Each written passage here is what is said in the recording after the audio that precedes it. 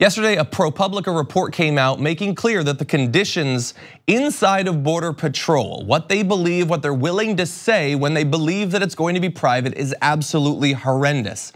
And in this Facebook group that they profiled in their story, understand this is a group of like 9,500 members of the CBP.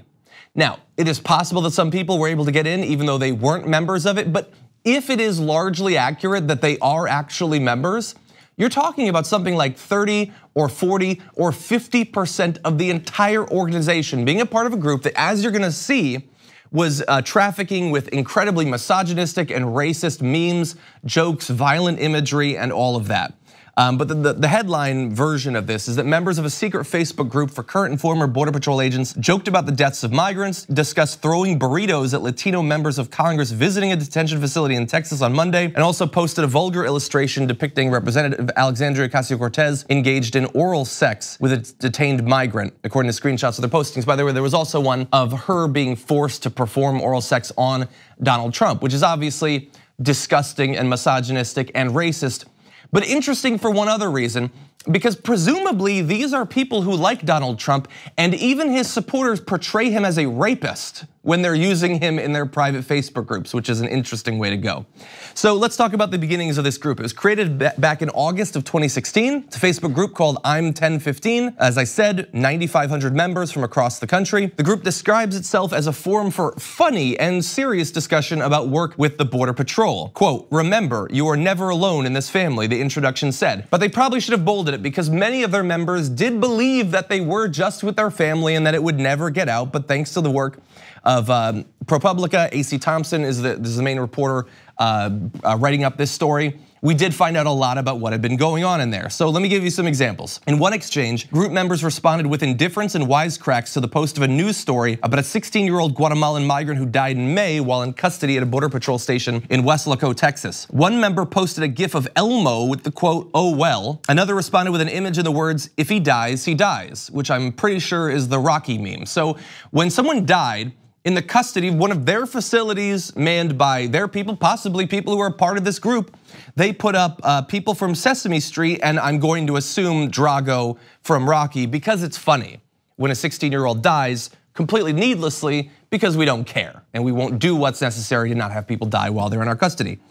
As I said, they also targeted members of Congress too. If we bring up this picture, you're gonna see there's a news report they'd shared. Representative Escobar and Ocasio-Cortez to join other members of Congress in Clinton Border Patrol facility tour, which we're gonna be talking about a little bit later on the show. And they posted these comments, send pics, so just mildly misogynistic there. And then let's start a GoFundMe for one CTX agent brave enough to throw 10 to 15 burrito at one of these bees. Whoever does it takes the pot of money. So weirdly racist and violent towards two female members of Congress who were like they wouldn't be coming if you guys would do your job and not brutalize these people with both physical and psychological torture on a daily basis.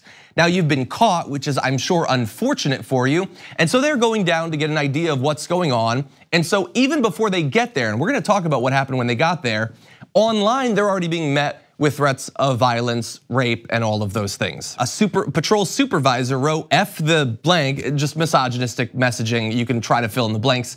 If we were not to once we clean up these messages, there's really not much there that registers as English. There should be no photo ops for these scum buckets, a third member posted. So I'm assuming that when they got to the border, they were probably met with full cooperation by the CBP officers that they talked to there.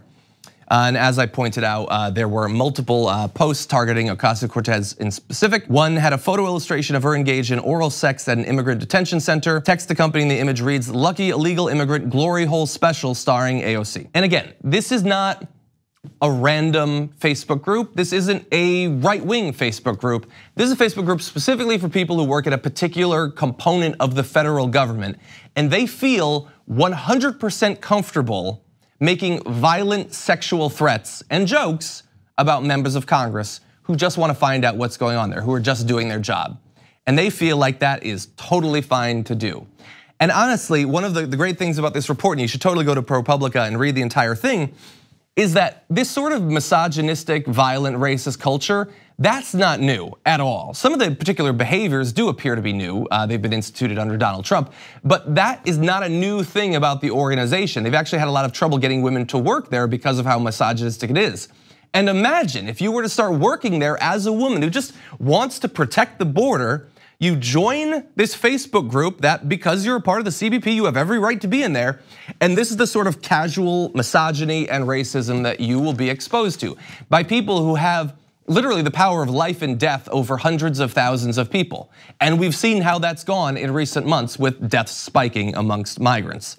Now, obviously a lot of people were talking about this yesterday. One of them was, of course, Representative Ocasio-Cortez for fairly obvious reasons, both because they target her by name and also because it's an issue that she is very much on top of. And she said this just broke. A secret Facebook group of 9,500 CBP officers discussed making a GoFundMe for officers to harm myself and Representative Escobar during our visit to CBP facilities and mocked migrant deaths. This isn't about a few bad eggs. This is a violent culture. It's a naturally violent culture to some extent, but it is a culture that incentivizes these sorts of jokes. If you want to be popular in this group and you're surrounded by this sort of thing, you are going to take part. That is simply, and this is when they think that it's like private, online, away from their actual job. When they're on the job and they're stressed out and it's hot and they're tired, can you imagine what they're saying to each other? Can you imagine what they're saying to the migrants that they have total power and control over?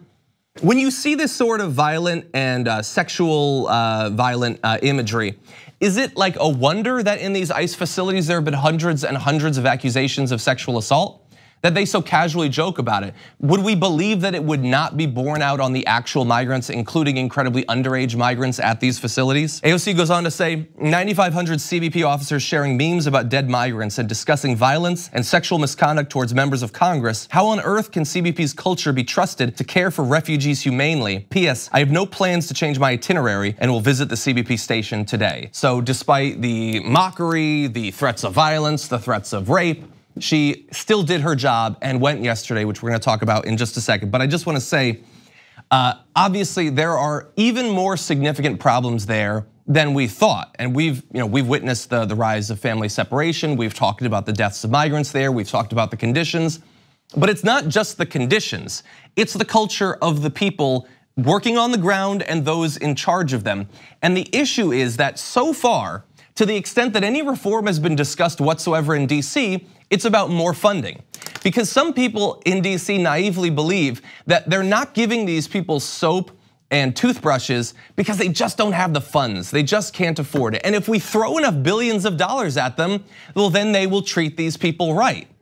But I ask you this, after seeing what these people say about the people in their charge, do you think that it's an issue of finances? Do you think that if they had a few $1,000s more, they would treat these people appropriately? They would let them sleep, they would not rape them, they would not assault them or abuse them psychologically, any of that? No, not at all. There might be areas, there might be facilities that do need more money if the Trump administration is going to continue to detain people as it has chosen to do. It's created this problem that perhaps finances can deal with some of the excesses. But at the end of the day, no matter how much money you give these people, they see the people in their cages as animals and they treat them as such.